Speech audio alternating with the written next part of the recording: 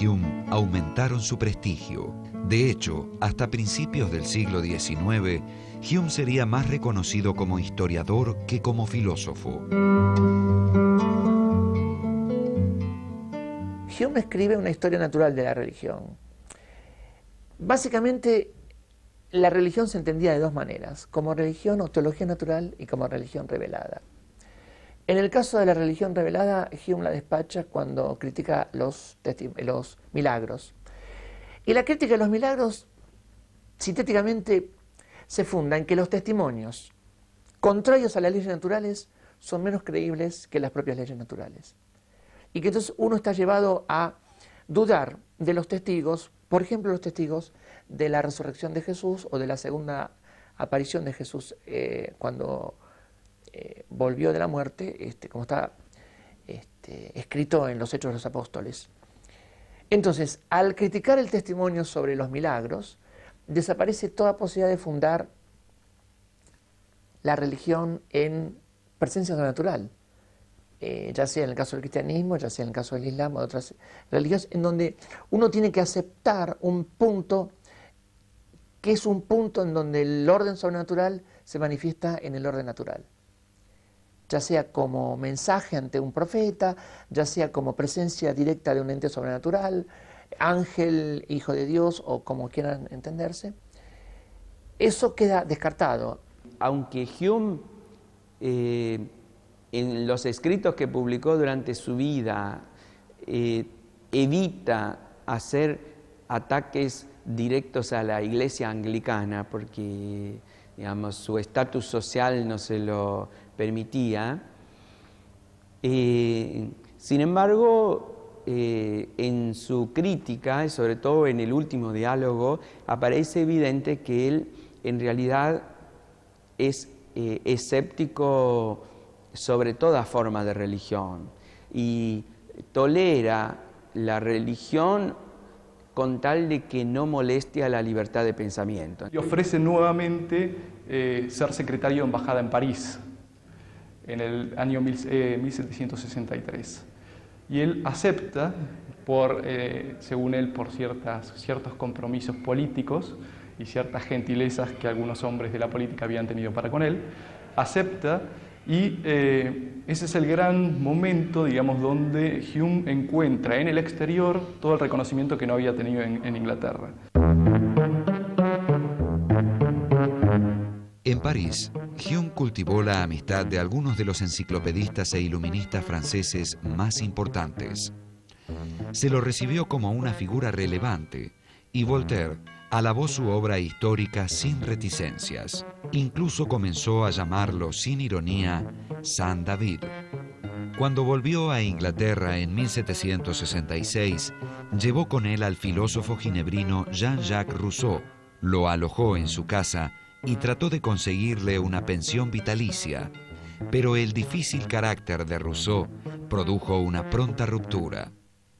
El carácter de ambos autores era completamente opuesto y las ideas más opuestas todavía, de modo que se rompió esa amistad. Hume de alguna manera se convierte en mecenas de Rousseau e intenta conseguirle una pensión del rey Jorge III para que digamos, se pueda mantener.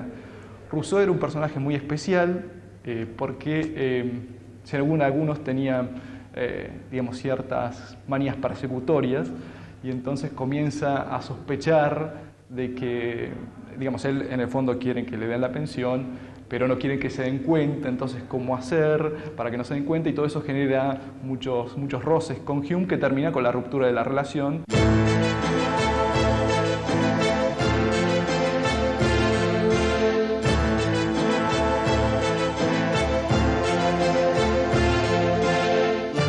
Entre 1766 y 1769, Hume vivió en Londres, ocupando un cargo de subsecretario de Estado. Luego, decidió regresar a Edimburgo y retirarse de la vida pública. Pocos años después de su regreso, los médicos le diagnosticaron una enfermedad intestinal y le advirtieron que era terminal. Hume entonces realizó una gran cena para todos sus amigos. Murió en su casa el 25 de agosto de 1776. Antes de fallecer, tuvo tiempo aún de redactar su autobiografía, que se publicaría póstumamente.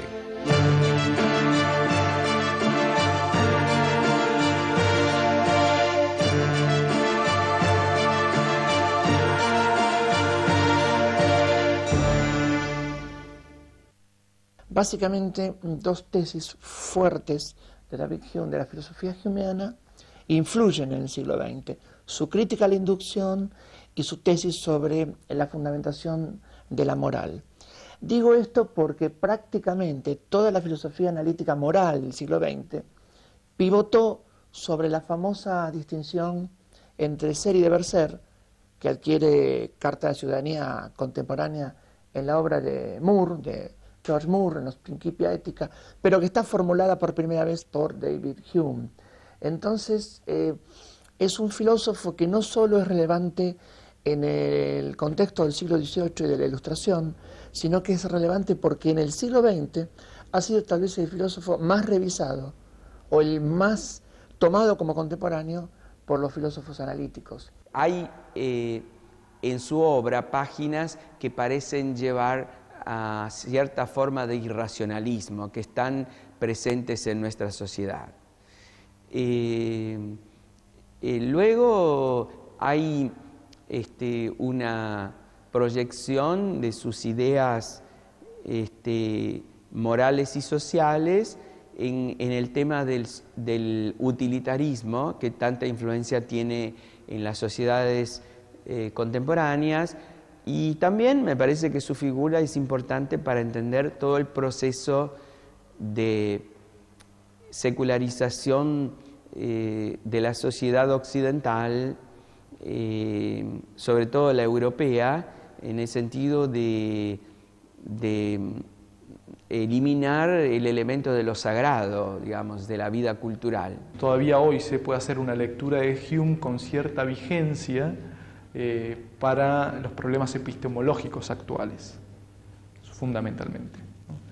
Yo creo que siempre en todo autor hay algo que es intemporal, por más que no se lo lea actualmente o que su corriente de pensamiento ya sea pasada o haya tenido su época de auge en algún momento de la historia y hoy ya sea un recuerdo. Siempre en todo autor hay algo que que perdura y que puede servir para la época o la situación actual. Creo que en Hume hay elementos que uno puede rescatar para la época posmoderna que sería la nuestra.